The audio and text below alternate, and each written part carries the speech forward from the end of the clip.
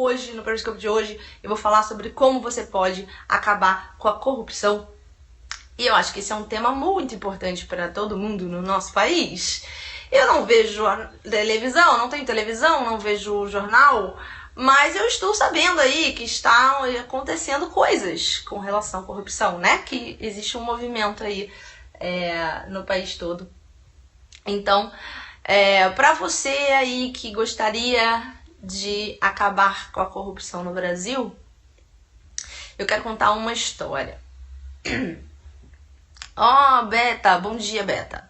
Eu quero contar uma história. E a galera tá recebendo o aviso só agora, então olha só que coisa estranha. Vamos lá.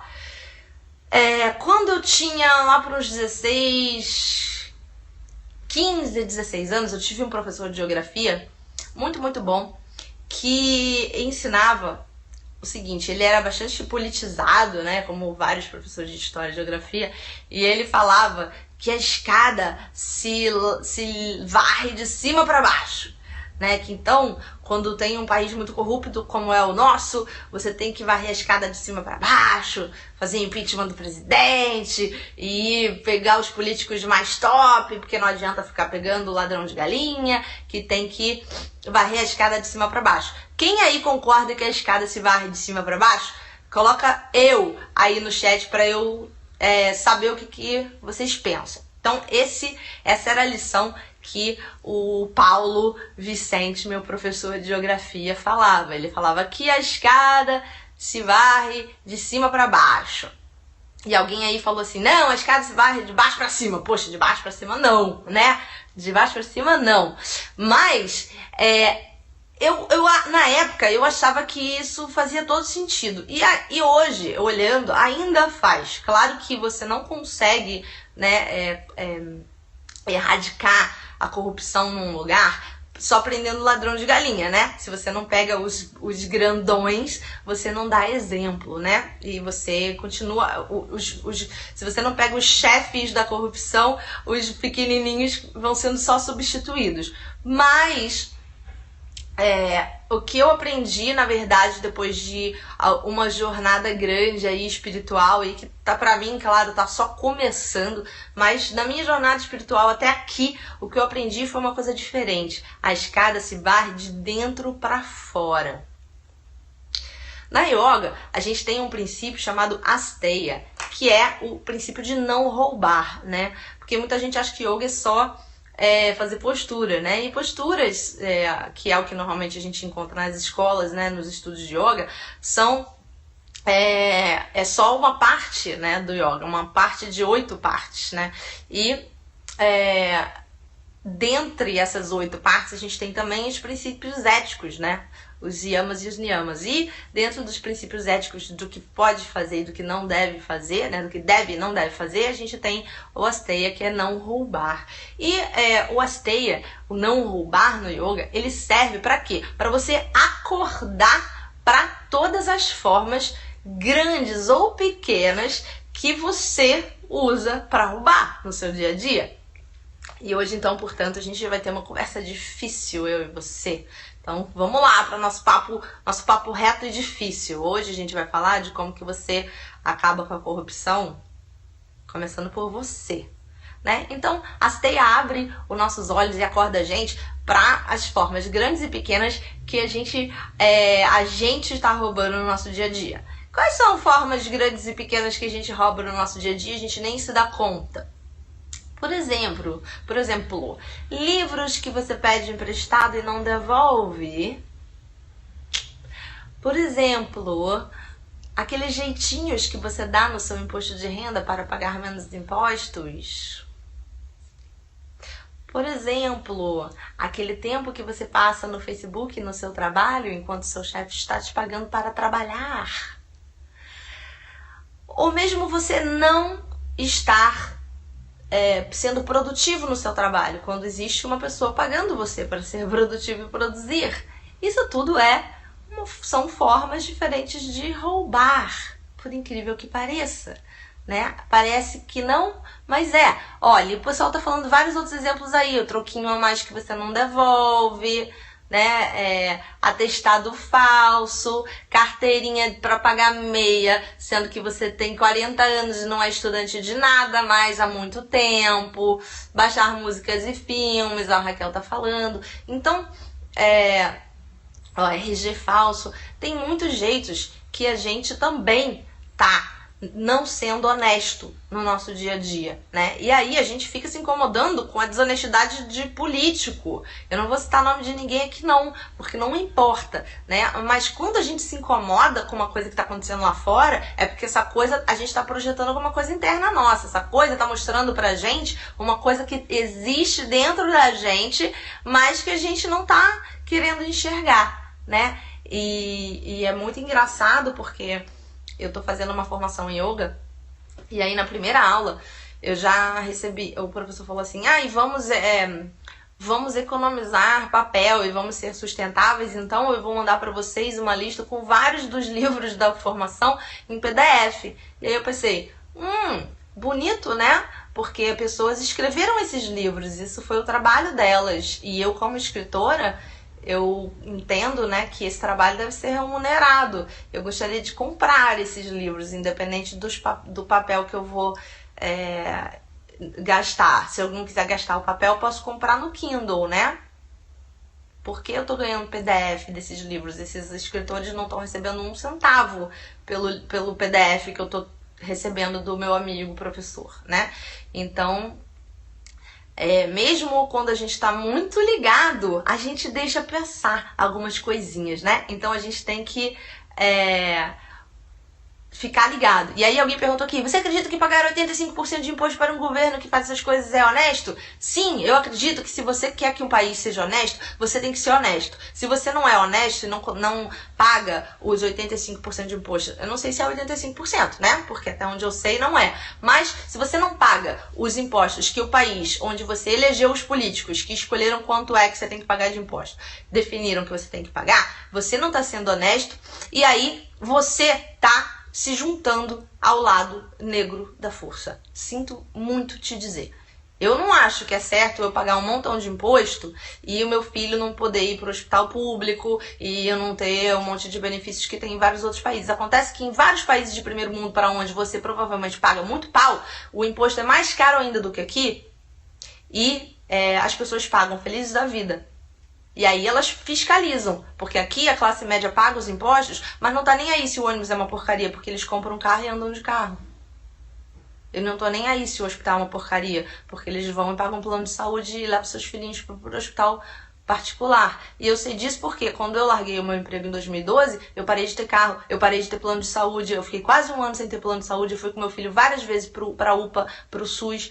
Eu fui com meu filho várias vezes sangrando, com boca aberta para levar ponto no hospital público. E eu sei como é. E na hora que eu entrei no ônibus para andar com meu filho, que eu entrei na fila do hospital público, que eu comecei a ver os problemas que os pobres sofrem, que a classe média não sofre porque escapa deles, é que eu percebi que nós que somos classe média e que temos condição intelectual para reclamar das coisas e fazer barulho e tá na mídia, não estamos, porque a gente escapa dos problemas. Então, sim, eu acho sim que a gente tem que pagar os impostos definidos pelos políticos que a gente elegeu. Até porque a gente elege, a gente tem mais condição, né, de se organizar e eleger bons políticos do que quem não tem instrução. Então, perguntou, escutou. Então começa a enxergar onde que você precisa mudar. Não adianta ficar falando, mas eu não quero pagar imposto porque o meu imposto o político corrupto rouba. Se você não tá pagando, se você não tá fazendo a sua parte, realmente, se você não é honesto, não queira cobrar a honestidade dos outros, né? E quando começa a se perceber, e aliás, esse é um ótimo exemplo aí do Chico, quando que a gente começa a inventar um monte de historinha e de racionalização para justificar o nosso comportamento errado, corrupto, desonesto. Porque todo mundo que tem comportamento corrupto, desonesto e errado tem a sua racionalização. Ninguém é mal falando assim, eu vou ser um babacão, um desonesto, ladrão, vou roubar todo mundo. Não, pergunta lá pro pessoal que tá sendo processado agora nas CPIs, eu aposto com vocês que eles têm histórias maravilhosas para contar, que ele tá roubando porque, na verdade, blá, blá, blá, blá, blá, porque ele paga um montão de imposto e ele não tem direito a nada, então ele tá só se garantindo. Eu tenho certeza absoluta que todo mundo que está sendo processado agora e todo mundo que você chama aí de corrupto também tem as suas racionalizações de por que é ok ele tá roubando esse dinheiro do governo. Né? Todo mundo tem a sua racionalização. Então, comece a prestar atenção onde estão as suas desonestidades e onde estão e quais são as suas historinhas, as suas racionalizações. Porque o asteia, né, o não roubar, o não ser desonesto, tem a ver com desapego. Porque quando a gente é desonesto, sempre, a gente está sempre se apegando a algum resultado que a gente quer muito específico e que acaba passando por cima mesmo dos nossos valores mais importantes. Então, por exemplo, Chico, que está fazendo a pergunta, ele acha que a justiça é um valor muito importante. Tenho certeza disso. Tanto é que ele está fazendo essa pergunta. Só que ele tem um apego ao resultado de proteger o dinheiro dele, de políticos que vão roubar o dinheiro dele, então ele não quer pagar imposto. E aí, esse apego a esse resultado específico passa por cima da justiça. Então, tipo, por conta desse apego a esse resultado aí, ele pode agora ser desonesto, então, e não pagar o imposto. Eu tô dando esse exemplo, tá, Chico? Eu não sei se você paga imposto ou não, tá? Então, não fica de mal comigo. Eu tô só usando um exemplo, tá? E não há conformismo não aceitar o que é imposto. Você vai lá e briga e luta para mudar o que você acha que tem que mudar. E não simplesmente se junta ao lado negro da força e começa a ser desonesto também. Aí eu acho que realmente nós vamos pro buraco, né? Todos nós. Esse apego a um resultado específico que acaba sendo mais importante para você do que os seus valores mais importantes, ele na verdade é só mais um daqueles muitos disfarces que a gente já viu, né? Pro medo, né? Porque ele é o medo de que se você não fizer essa coisa que você tá fazendo, você não vai ter esse resultado. É um medo de que você não vai conseguir aquilo que você precisa. É um medo de que se você deixar nas mãos do universo, o universo não vai tomar conta de você. E como é que você combate esse medo, né? Aceitando que você precisa se desapegar do resultado e acreditando, tendo fé, confiando que o universo vai sim prover você daquilo que você precisa no momento em que você precisar. Em 2012, por exemplo, quando eu parei de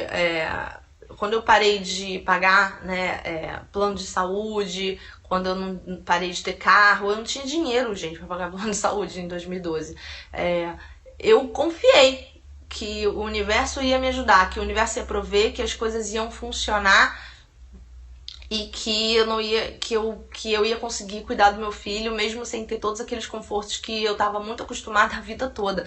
Gente, eu fui advogada em top empresas e escritórios a vida toda. Isso significa que eu sempre, desde, 19 anos de idade, tive o melhor plano de saúde do mundo. Aquele que, vinha um helicóptero me buscar se eu precisasse. Era esse tipo de plano de saúde. Não é que eu tinha um plano de saúde simplinho igual eu tenho hoje. Eu tinha um plano de saúde top executivo, que vinha a banda militar ia do lado do carro da ambulância me levar pro hospital. Era o hospital melhor da cidade, era tudo o melhor. Podia ir em qualquer médico, tinha um reembolso dos médicos de R$1.000 a consulta. E aí, de repente, eu ia com meu filho pra fila da UPA. Eu ia com meu filho ensanguentado no colo, com 3 anos de idade, para o Rocha Maia, para o hospital público, para ver o que ia acontecer. Mas eu confiei e deu tudo certo. Inclusive, hoje em dia que eu voltei a ter plano de saúde, às vezes eu passo muito mais tempo esperando atendimento no hospital particular do que eu esperava naquela época no hospital público, né? Então, são essas pequenas coisinhas, né?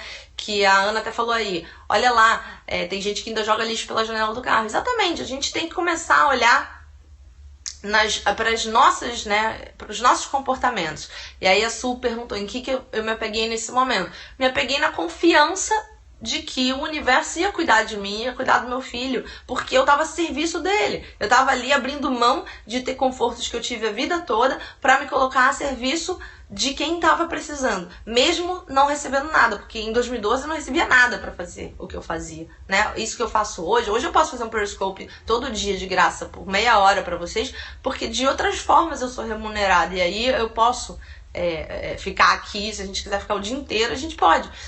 em 2012 eu fazia exatamente isso e não era remunerada, mas eu tinha confiança de que se eu tivesse cumprindo a minha parte, cumprindo o meu papel no universo, cumprindo a minha missão, o universo também ia cuidar de mim. Lembra que eu falei ontem, que o Bruno Gimenez brinca, né? Que Deus fica olhando lá de cima e fala, esse é inútil, esse é inútil. Não, opa, esse é útil. Eu tinha a esperança e a confiança, a fé, né? De que o universo olhando pra mim ia entender que eu era uma peça importante naquele momento, porque eu tava me dispondo a ajudar, mesmo sem ser remunerada pra isso. E eu não tava esperando que o universo ia me mandar dinheiro necessariamente, mas eu confiei que o universo ia cuidar de mim de alguma maneira. Ou ia me mandar dinheiro, ou ia me mandar um leitor médico que ia me ajudar, coisas assim. E esses tipos de coisas aconteceram mesmo lá atrás, em 2012, né? Muitas pessoas que tinham como me ajudar, não necessariamente com dinheiro, mas com o trabalho delas, ou com uma indicação, com uma dica, alguma coisa. Muitas dessas pessoas me ajudaram. Então funcionou muito bem a minha confiança. Né? E eu não tô aqui pagando de eu sou a mais honesta do mundo. Eu acho que esse é um exercício diário, né? De a gente parar e se perguntar o que a gente tá inventando de historinha pra justificar as nossas pequenas desonestidades do dia a dia. E do mesmo jeito que o Curso em Milagres fala que não existe hierarquia entre os milagres, que a gente aqui, né, no nosso mundo material, a gente vê o milagre como, nossa, que milagre enorme, nossa, esse foi um milagrinho. Não existe isso, né? O milagre é um milagre, é a energia do milagre. Eu entendo que não existe hierarquia entre desonestidade, hierarquia de corrupção, né? Então, eu acho que energeticamente, a pessoa que rouba sei lá, 20 mil reais de imposto no ano é igual a energia que ela gera no mundo, igual alguém que rouba 20 milhões ou 20 bilhões. É a mesma coisa, né? É você se desviar do caminho do amor para o caminho do medo. E isso é energeticamente igual, né? Então, se a gente quer mudar a corrupção no nosso país, mais importante do que ficar batendo panela na janela, é a gente começar a bater uma panela interior, né? E prestar atenção em quais são as coisas que a gente tá fazendo, pequenas ou grandes, e que são desonestas no nosso dia a dia. Começar a ficar desperto para isso, né? E mudando aquilo que a gente consegue no nosso tempo, dando o nosso 100%, né? Talvez você não consiga mudar tudo de uma vez só, mas por uma coisinha, né? E hoje, amanhã muda mais uma coisinha e com o tempo você muda.